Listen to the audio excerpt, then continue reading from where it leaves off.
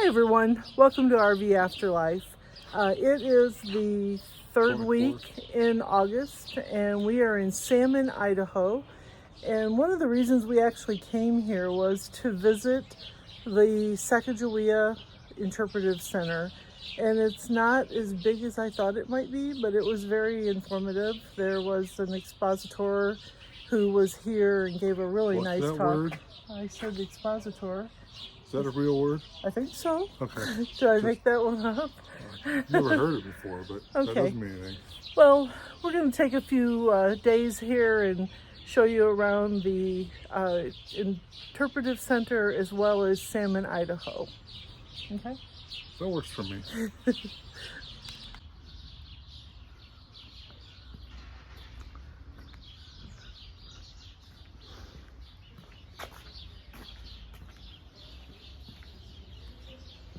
Looks like they've got a place where you could have a ranger fire talk.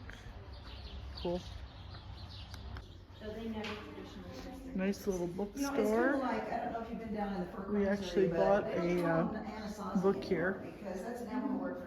That's the modern version of the interpretation of the Lewis and Clark journals.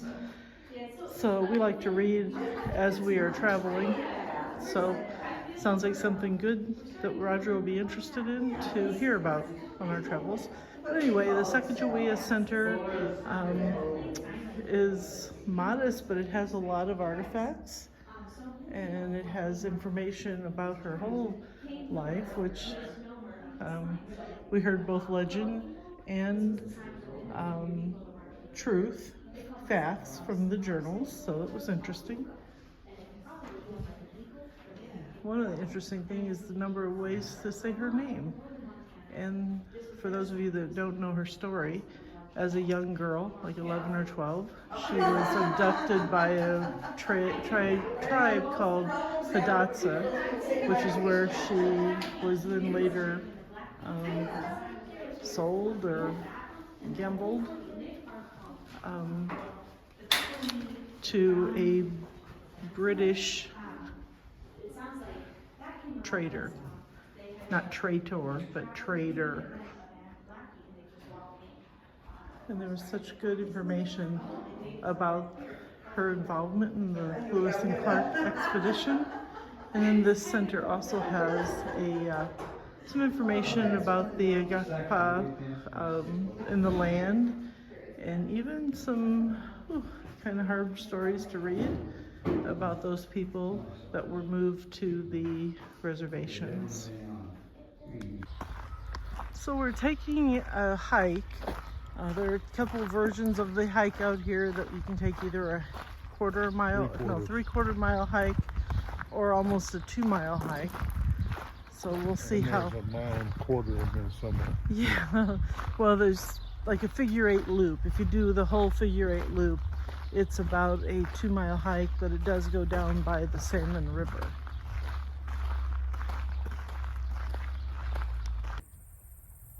Having spent 6 months in Florida from a distance, I thought, well, how weird is that they would have whale sculptures out here. But as Roger pointed out, salmon, Salmon, Idaho. What a beautiful view. This is really kind of a wetland in the middle, and I'm thinking that their trail goes around it. But better not go through it. Yeah, it's pretty wet. Along this trail, there are different things to instruct as to what the area is that you're looking at. And on almost all of them that we've seen, there is a quote from Lewis or Clark. And here, when it talks about fires on the land, it says, this is a quote by William Clark. It says, "Indians sometimes fire the grass on fire in the fall in order to catch the game, which comes to enjoy the fresh pasture which springs up.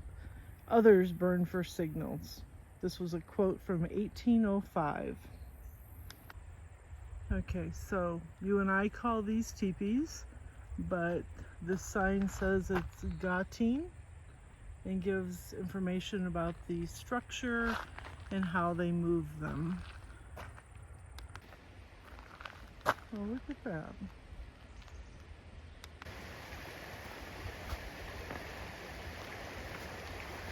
It's always wonderful when a hike gets close to the river. This is the Salmon River, which of course the city is named for.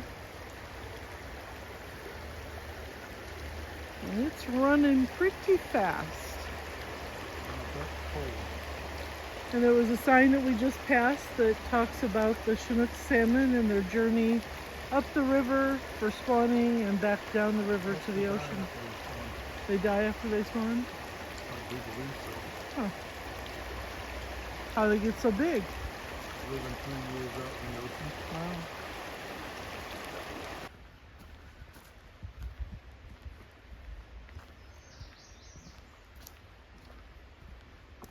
On a warm day, it's really kind of cool to walk through a bit of a forest.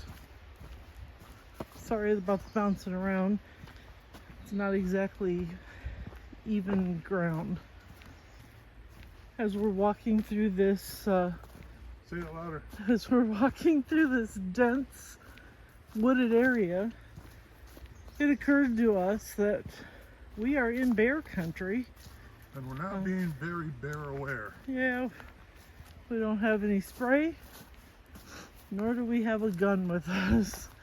So we're going to try to talk loud. We came across this cottonwood tree. At least that's what another hiker told us it was. And it looked like maybe it's fallen multiple times and just kept rerooting. Pretty spectacular.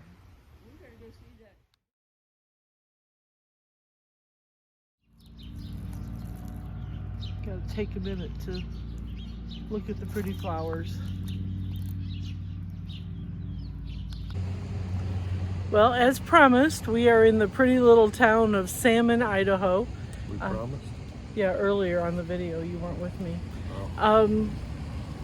Salmon, Idaho is around 4,000 feet in elevation.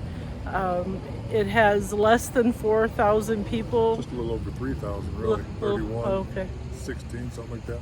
But it's a cute little tourist town. They've got a couple of blocks of shops and so on.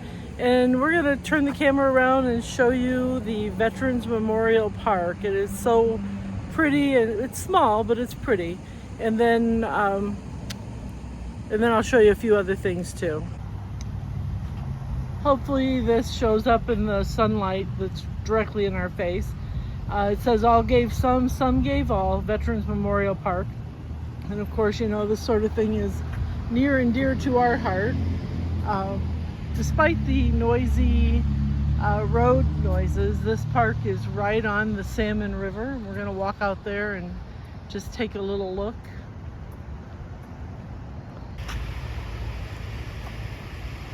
The Salmon River kind of forks here, and so they've got this amazing bridge that goes all the way across both sides of the fork.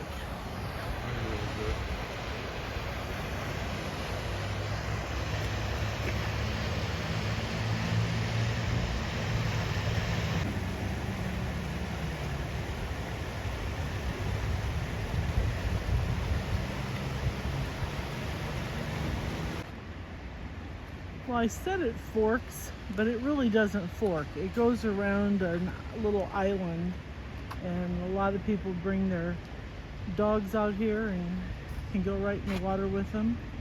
And during the day, there are a lot of kayakers that stop on that little island to rest or picnic, whatever they do. For such a small town, they do have a lot here. There is a skate park, and then you'll see back here on the left side there's a big dog park.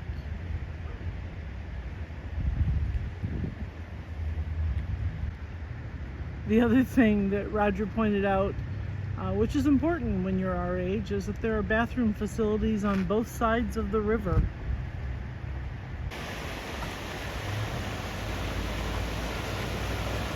Some pretty good-sized rocks.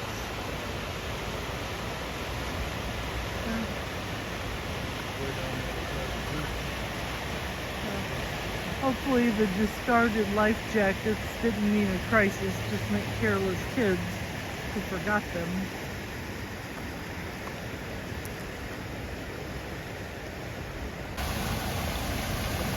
On the opposite corner from the Memorial Park is this water fountain statue, and the name of the statue is Water the Bear.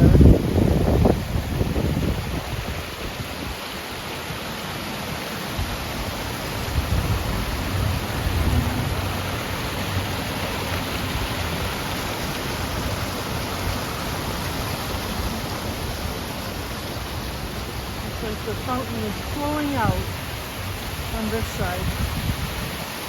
Very pretty.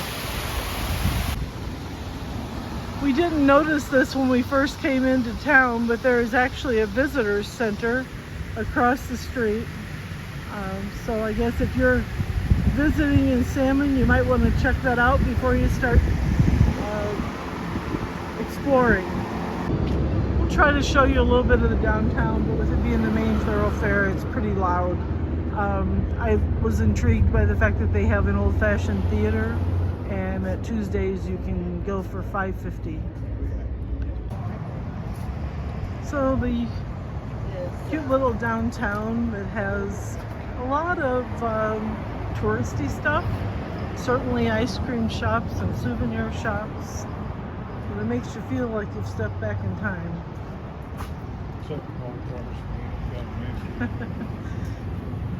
Here I would say it looks so quaint and innocent, and then we come across Whiskey Willie's.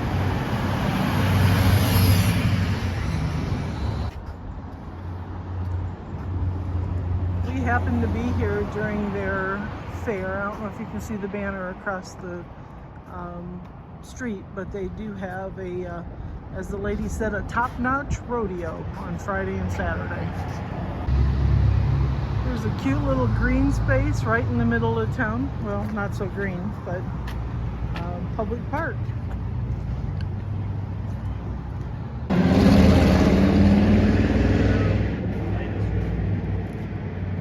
Some of the shops.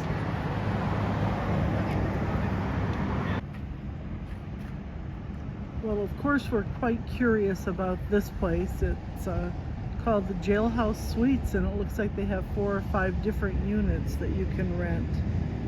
Certainly interested in going online to see what that is. Well, we hope you enjoyed our little bounce around Salmon. If you ever get up here. But you probably won't.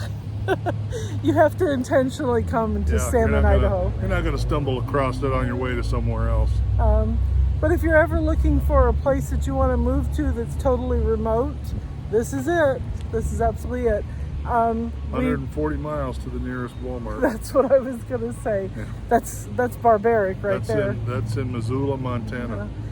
One thing that we did not do that you might want to if you get up here is that about an hour up the highway is the Continental Divide, and at that area is also where the set of Yellowstone is, so you can actually see the barn that has the big Y on it. A couple of other things that one of the locals has told us about this is he says this is a real minimalist town, so never assume that there's a 4-way stop or a 2-way stop, because he said that might not be any stop. Sometimes there's just no stop signs, and hopefully nobody gets hit. So we've had a good time here. We actually stayed at the Elks Club up on the hill overlooking the town.